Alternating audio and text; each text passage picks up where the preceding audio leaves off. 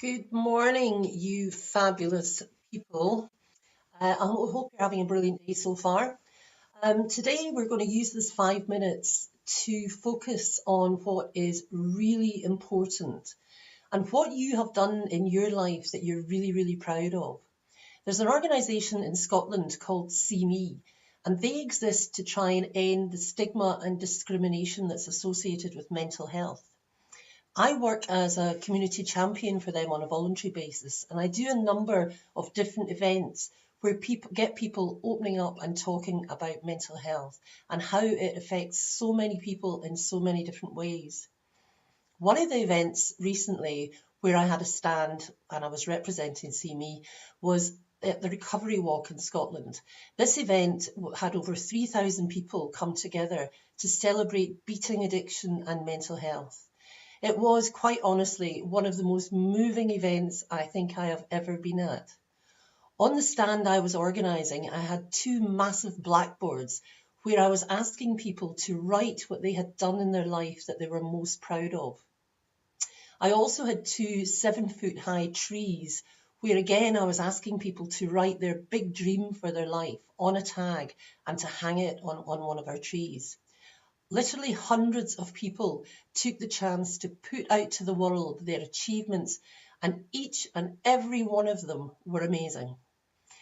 Interestingly, out of the hundreds of messages, none of them had anything to do with material possessions, not one. So nobody said, I finally got that big house or that fast car that I was after, and nobody said getting a pay rise or anything else to do with money. What they did say were things like, I battled and I won. I recovered and now I have my family back. I now help other people who are struggling with mental health. I've learned to love my children again and not my addiction. It was incredibly emotional. I think I cried nearly all day. And I felt so proud to be in the company of such giants of the human spirit. But it did get me thinking.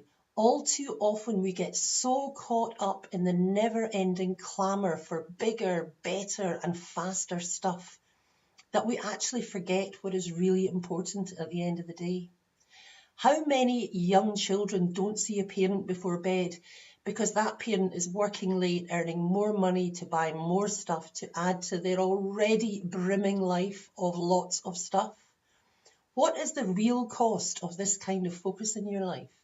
A life lived like this is a life that will end with regrets. There was a similar board put up in Times Square in New York a couple of years ago, and people were asked to write up any regrets they had.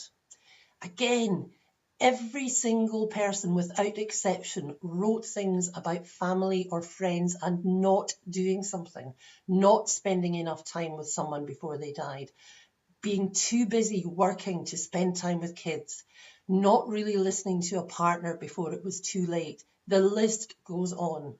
So, my friends, maybe today is as good a day as any to take a leaf out of the book of these courageous people who may not have massive bank balances, but who have battled and who have won. And in that journey, they have come to realise what is actually important in life and what is not. Think about your life. Are you really being the best daughter, son, partner, sister, friend, or parent? If not, now really is the time to make some adjustments, to listen rather than talk, to lend a hand, to give time freely without expecting anything in return. Now is the time to realise that stuff is not the most important thing in life. Love is. Ask yourself what is really important to you, then have the courage and the wisdom to build your life around that. I will see you tomorrow. Have a fabulous day.